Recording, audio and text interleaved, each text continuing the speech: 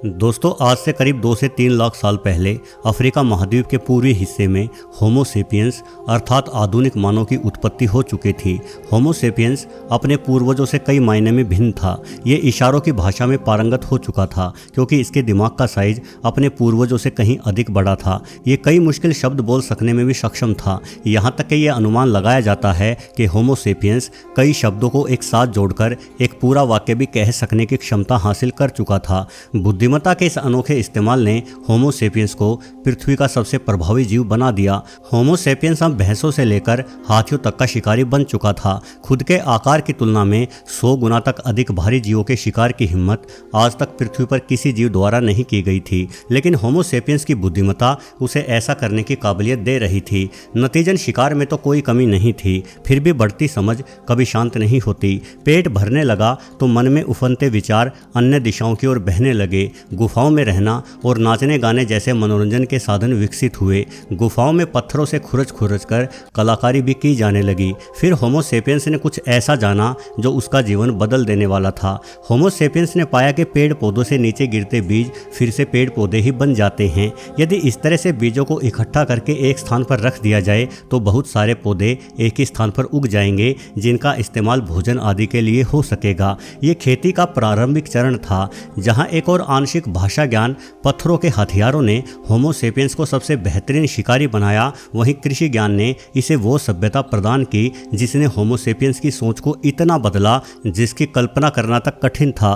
कृषि ज्ञान के कारण अब शिकार के पीछे भागने, शिकार के लिए रणनीति बनाने में दिमाग खपाने की आवश्यकता कम पड़ती थी। नतीजन अब चंचल बुद्धि विभिन्न दिशाओं में और भी तेजी से भटकने लगी। अब यह होमो सेपियंस सही मायनों में मनुष्य बन चुका था और आधुनिकता की ओर बढ़ रहा था। खेती करने और स्थायी बस्तियों में रहने से इस होमो सेपियंस मानव का आज़ाद हो चुका मन अब शिकार के बारे में नहीं बल्कि खुद के बारे में सोचने लगा। खुद के चारों ओर मौजूद प्रकृति से अपने रिश्ते को स्थापित करने लगा। अब धरती की समझ के साथ साथ आसमान की समझ हासिल करना भी आवश्यक लगने लगा। सूर्य का उगना, अस्त होना, फिर से उगना उस मानव को काफ़ी रुचिकर लगा। चंद्रमा का कभी पूरा, कभी आधा और कभी बिल्कुल भी ना दिखाई देना ऐसे सवाल खड़े करता जिसे समझना उस समय तो नामुमकिन ही था। आसमान से होती बारिश और हजारों सवाल खड़े कर देती। फिर कड़कड़ाती बिजलियों से तो ऐसा लगता मानो आज कोई बहुत गुस्से में है।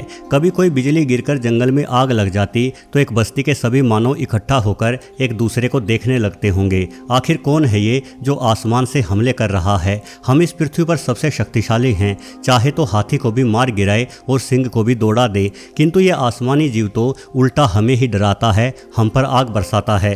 प्रश्न बहुत सारे थे और उत्तर एक भी नहीं था। आखिर धीरे धीरे सभी प्रश्नों का एक बेहद सरल जवाब ढूंढ लिया गया। वो जवाब था भगवान। ऊपर आसमान में भगवान है जो बारिश कराता है, नाराज हो जाए तो बिजली भी गिरा देता है। ईश्वर ही चंद्रमा की रोशनी कभी पूरी, कभी आधी तो कभी बिल्कुल ही नहीं बखेरता। सूर्य को भी निश्चित समय पर निश्चित पथ पर गतिमान रखता है। ईश्वर एक ऐसा जवाब था जिसने सारे सवालों को ही समाप्त कर दिया। जो ना समझ में आया उसे ईश्वर की महिमा मानकर अपना पीछा छुड़ा लिया।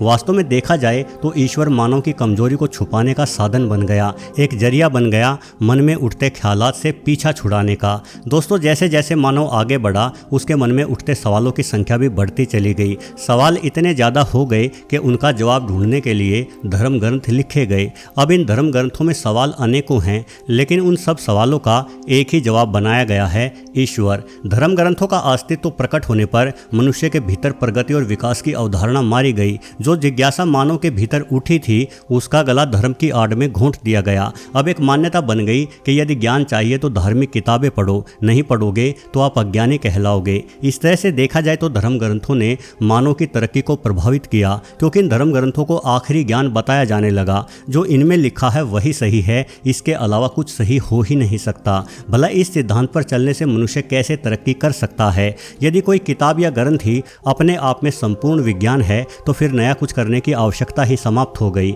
नया कुछ आविष्कार करने की जरूरत ही नहीं रह गई। यही वजह है कि ईसा के जन्म से लेकर 16वीं शताब्दी के शुरू होने से पहले तक मानव की तरक्की के कोई खास सबूत आपको इतिहास से नहीं मिलेंगे। जो भी इंसानों ने सीखा, फिर चाहे वो खेती हो, धातुओं का इस्तेमाल हो, पक्के मकान बनाना हो, वो सब या तो ईसा के जन्म से पहले सीखा या फिर 16वीं शताब्दी में विज्ञान का युग शुरू होने के बाद एक बार फिर से आविष्कारों की बाढ़ आई। मुझे लगता है कि विभिन्न धर्मों पर दिखाई गई आस्था ने मानव को हजारों वर्षों पीछे धकेल दिया। खैर 16वीं शताब्दी के शुरू होने तक मानवों की धर्मों पर आस्था फीकी पड़ने लगी, जिससे धर्म और विज्ञान में टकराव भी शुरू हुआ।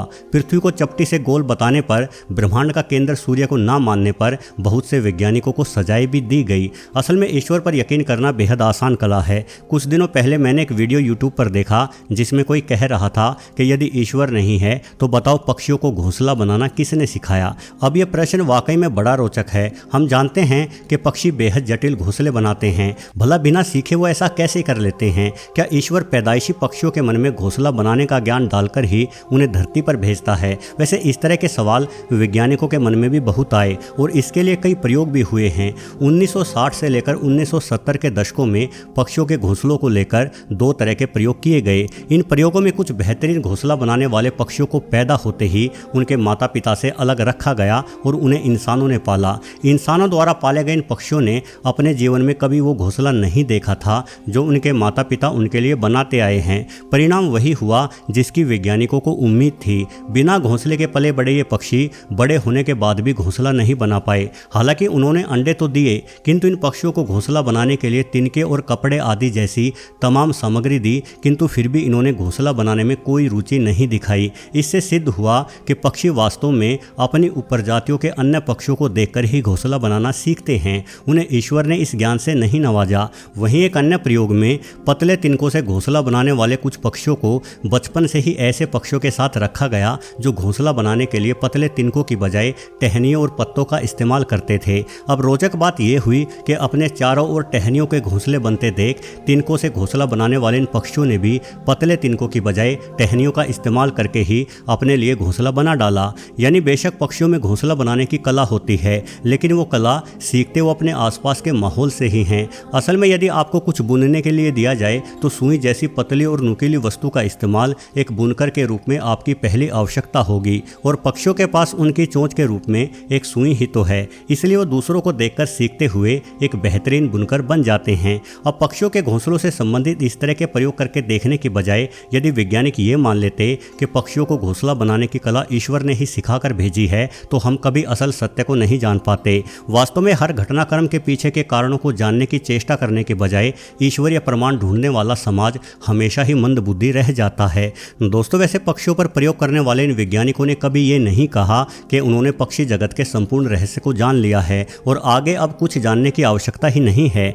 इस तरह के बचकाने दावे तो केवल धार्मिक किताबों में ही किए जाते हैं। वास्तव में विज्ञान की पहचान ही नए ज्ञान का स्वागत करने में है। विज्ञान का मानना है कि इंसान हमेशा सीखता रहेगा और पहले से ज़्यादा बेहतर ज्ञान भविष्य में हासिल करेगा। थॉमस एडिसन ने कभी ये नहीं कहा कि जो बल्ब उसने बनाया है भविष्य में उससे बेहतर रोशनी का कोई साधन बन ही नहीं सकता। आइंस्टाइन ने भी कभी अपने द्वारा सुझाए गए भौतिकी के नियमों पर यह मोहर नहीं लगाई कि उनके नियम ही ब्रह्मांड का अंतिम सत्य है। यही वजह है कि आज हमारे पास एडिसन के बनाए बल्ब से कहीं बेहतर LED बल्ब है और आइंस्टाइन द्वारा सुझाए गए भौतिकी के नियमों से भी कहीं अधिक विस्तृत ब्रह्मांडीय ज्ञान। विज्ञान नए ज्ञान का स्वागत करता है, धर्म नए ज्ञान का विरोध। विज्ञान सवाल पूछने वाले का उत्साह बढ़ाता है और धर्म सवाल पूछने वाले को ही गलत ठहरा देता है। विज्ञान ये भी स्वीकार करता है कि आने वाले भविष्य में मानवों द्वारा जुटाई जानकारियाँ हमारी आज की जानकारियों को गलत साबित कर सकती है, लेकिन धर्म ऐसा नहीं करता। धार्मिक किताबों को ईश्वर का अंतिम संदेश माना जाता है, जबकि ये मुमकिन ही नहीं है। ईश्वर अपना अंतिम संदेश कभी भेज ही नहीं सकता। हर दशक में, हर शताब्दी में मानवों की ज़रूरतें बदलती हैं, मानवों के जिंदा रहने की मूलभूत परिस्थितियाँ बदलती हैं, इसलिए ईश्वर के संदेश में भी बदलाव आवश्यक है। मान लो आज से कोई 1000 वर्ष बाद यदि मानव मंगल ग्रह पर जाकर रहने लगे तो क्या मंगल पर भी वो सभी नियम काम आएंगे जिन्हें पृथ्वी पर रहने के लिए बनाया गया है? फिर चाहे वो बलि देने का नियम हो या किसी दिशा विशेष की ओर मुंह करके प्रार्थना करने का। मंगल ग्रह पर क्या और किस दिशा में करना है ये धार्मिक ग्रंथों में उल्लेखित ही नहीं है। फिर भला धार्मिक ग्रंथ आखिरी सच्चाई कैसे हो सकते हैं? वास्तव में इंसान एक लंबे काल तक मुसीबत झेलते हुए इस ग्रह का सबसे बुद्धिमान प्राणी बना है। अतः हमारी बुद्धिमानी को किसी धार्मिक बेड़ियों में नहीं जकड़ा जाना चाहिए। हमें अभी बहुत कुछ सीखना है, बहुत कुछ जानना है। इसलिए बजाय किसी धार्मिक खूंटे से बंधे रहने के हमें हमेशा नए ज्ञान और नए बोध का स्वागत करना चाहिए। तभी हम अपने लिए एक बेहतर कल बना पाएंगे। वीडियो देखने के लिए आपका बहुत बहुत धन्यवाद।